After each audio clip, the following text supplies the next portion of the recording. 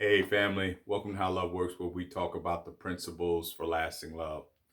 Well, family, before we get started, first of all, I want to let you guys know that I really appreciate all the great words of encouragement that I heard when I got back uh, on the saddle, if you will, with this channel.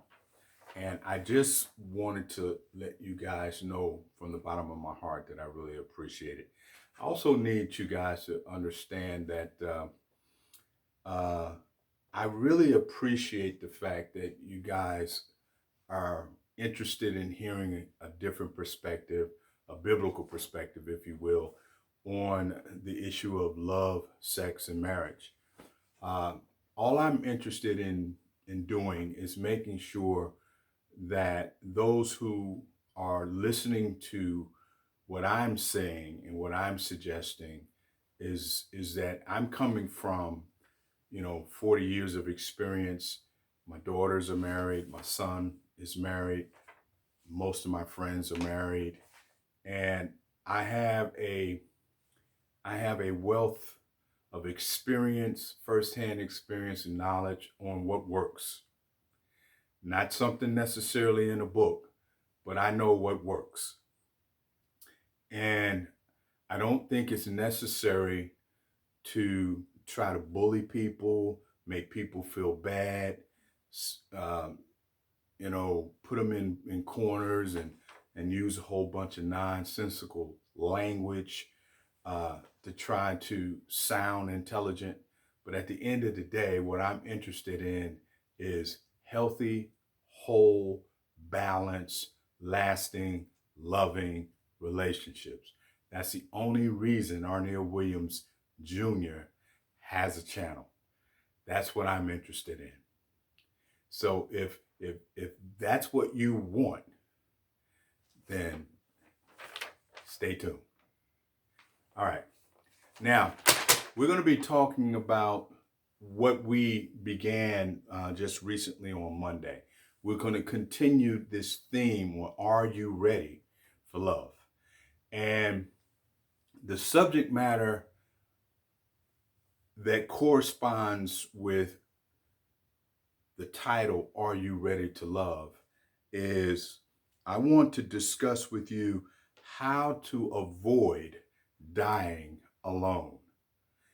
If you are ready to love, you can avoid dying alone. But there are some things that you are going to have to settle in your mind. There's some behaviors that you are going to have to adjust. There are some mindsets, there are some ideologies, there are some attachments that you're going to have to deal with if you don't want to die alone. As so many like to say now, you know, get the dog, get the cat. I'm pretty much the guy that says, go ahead and get your Zoloft, go ahead and get your, what's that other drug that they give for people who are severely depressed? Zoloft, Paxil, whatever that is.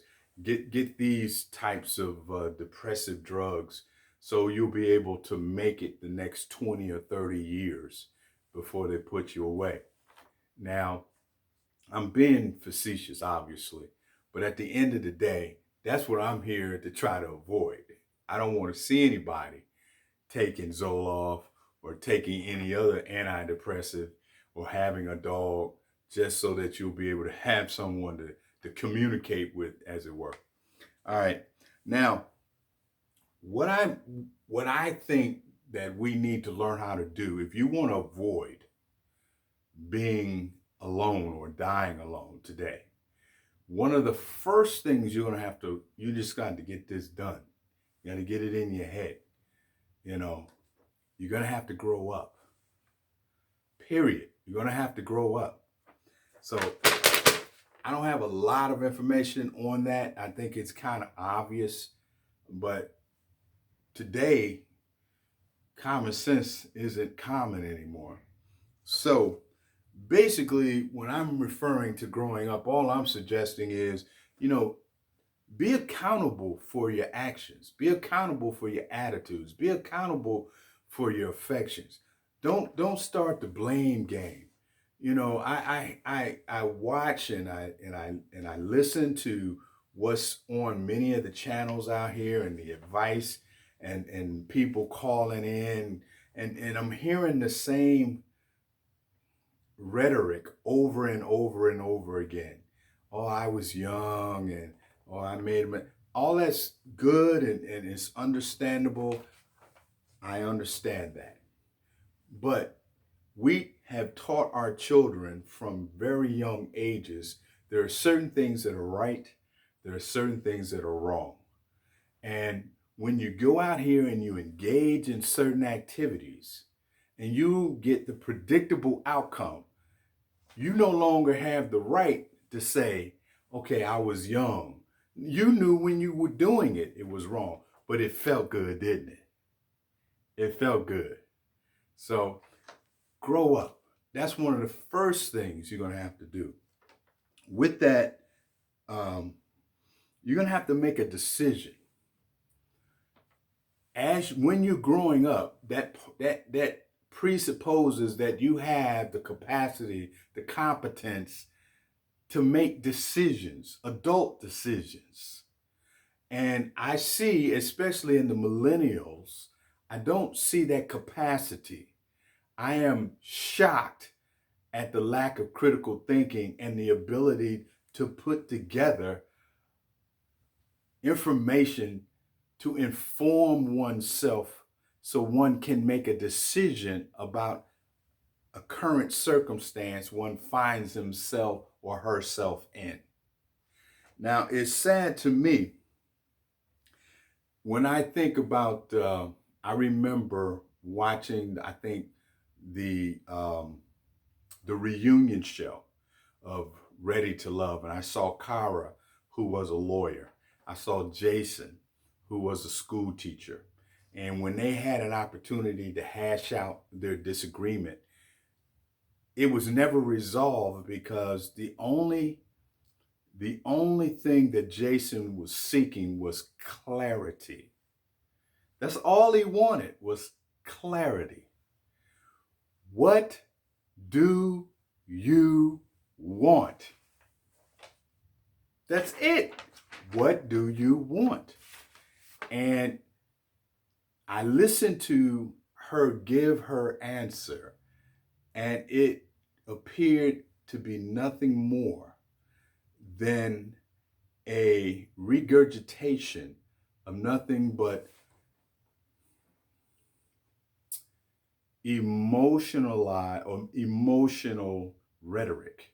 That was it. She never provided clarity.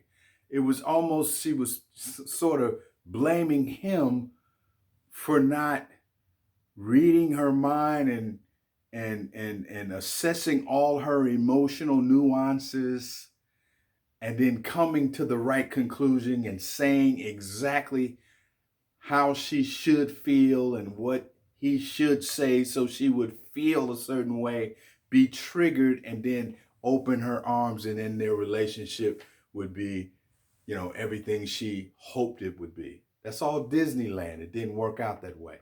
And that's why decisions are important. So you have to grow up. That's number one. Number two, we need to get healthy. Now, in our community, we don't know nothing about that. As I said the last time we discussed this topic on Are You Ready to Love? Since now we're dealing with, if you want to avoid dying alone, you're going to have to get this issue straight right here. We, in our community, we are going to have to deal with our emotional trauma. We're going to have to deal with it, people. Family, I had to deal with it myself. We have to look at our history. We have to look at our family history. We have to look at our friends. We have to look at the environment that we grew up in. We have to look at everything that's associated with us. Because these things, we have experienced patterns. We get scars as a result. And we constantly are taking all of this baggage, if you will, into each and every relationship. And until we deal with that, we're going to continue to get the same outcomes we continue to get. Okay, we have to learn how to let go. We have to learn how to accept what we can't change. We have to learn how to recognize that everyone that we deal with, including ourselves, are flawed. These are things that are intrinsic in all relationships. You can't change that. We have to recognize that we all bring our own stereotypical ideas about individuals. If you're female, you have stereotypical ideas about men. If you're men, you have stereotypical ideas about women. We have our own associations that we have, that once we get into relationships with women, or if it's men, we get triggered by certain things that happen during the dance of the relationship. We bring our own ideologies, whether it be feminism or whether it be, I call it the He-Man Woman Haters Club. Whatever your ideology is, we bring those, as it were, that baggage into the relationship. And it really corrupts our ability to try to grow a relationship. That's number 2. All right. Number 3, we need to stop listening to bad advice. We need to stop listening to bad advice. What do I mean? For instance, if you're a single person and you say you wanted to become a millionaire, would you listen to a bum? Would you listen to someone who works at McDonald's tell you anything about, growing your income, teaching you how to make more money? You probably wouldn't. It would be obvious. So why would you, someone who may wish and desire a lasting, loving relationship in the bonds of matrimony, right? You want to leave and cleave. Why are you talking to a bunch of single females? What do they know? Absolutely nothing. So why are you listening to them? They don't know anything about the mindset that's required to go from being single to being married. To go from being single to being married, most people have a really ridiculous idea that there is no real difference. I'm going to give you a little bit of knowledge, just a little sample. And it's simply this. When you become married, there is an identity that has been formed. You become a totally different person. It's almost like the verse in scripture. It says, when I was a child, I spoke as a child. I understood as a child. I thought like a child. But when I became a man, I put childish things away. And that's the level that you're leveling up when you go from being single to being married. It's a whole different, total different dynamic, a total different mindset, a total different identity. I'm no longer a single guy. I am a husband now. I am a father now. I am a provider now. I am a protector now. I am a problem solver now. I preserve what I have. That's who I am. Totally different identity. Okay? That's beside the point. All right. Anyway, don't listen to your unmarried friends. Don't listen to people in your family that's unmarried, or people that you know that are married that have raggedy relationships or raggedy marriages. Don't listen to those people. Don't listen to whatever the culture has to say about marriage. They're wrong. Don't listen to them. They're wrong. If you're listening to someone that hasn't been married more than 10 or 20 years and they have a good relationship, it's not going to be perfect. Don't look for perfection, but it's a good one. It's satisfying, right? And it's healthy. You don't need to be listening to those people. I mean, this should be common sense. Last but not least, understand that time waits for no one. What do I mean by that? Time waits for no one. That means we all have a shelf life. There is a such thing as waiting too long. I'm going to tell you, Prince Charming is not coming. The one is not coming. Stop waiting on the one, and stop waiting on Prince Charming, and stop waiting on God, and stop waiting on the high value man. Stop waiting on all this nonsense. Stop. Forget it. Let it go. Okay? You have to position and posture and prepare yourself, especially the first 3 categories I mentioned. You have to get yourself together first. You have to be ready to be able to make the kind of judgments and decisions that will be necessary that will attract the right type of man into your life if you are a woman, and that will attract the right kind of woman into your life if you are a man.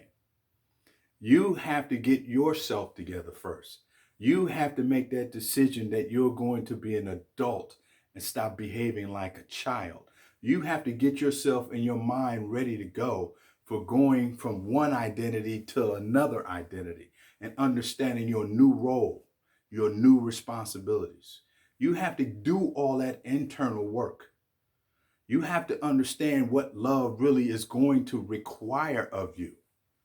And you have to be ready to deal with the requirements of love, because love is work. You have to learn how to forgive, meaning learn how to let go. I'm not saying be foolish, but I am saying you're going to have to learn how to distinguish between priorities. Make the right priorities. Be wise. Being an adult, not this nonsense we deal with today. Everybody's looking for, lifetime happiness. When you were growing up with your parents, you wasn't always happy, but you were satisfied and contented in the environment with the people who expressed their love and allowed you to express yourself. It's the same in marriage. You're dealing with free moral agents. You're allowing these people to express themselves and you express yourself. You want to be able to contend with the one that you love and the one that you cherish. You don't want some, robot. As a man, I don't need some female robot that's going to do everything I say, whenever I say, and however I say. I'm not interested in that. But at the same time, I'm not trying to be that individual myself in a relationship. That's why you can go 40 years and still look at your wife when I first saw her when she was 19. And she still is radiant to me today as she was when I first laid eyes on her. So, as I mentioned, if you don't want to die alone, you first need to make sure that you need to grow up. Number 2, you need to make good decisions. Make the decisions you need to make. You need to make sure that you don't listen to the foolishness that's out there, and understand that you don't have the rest of your life. You need to prepare yourself, and you need to be intentional about what you want. And we're going to deal with that as well as we go forward. That's my time. I thank you for yours. Catch you on the other side. God bless you.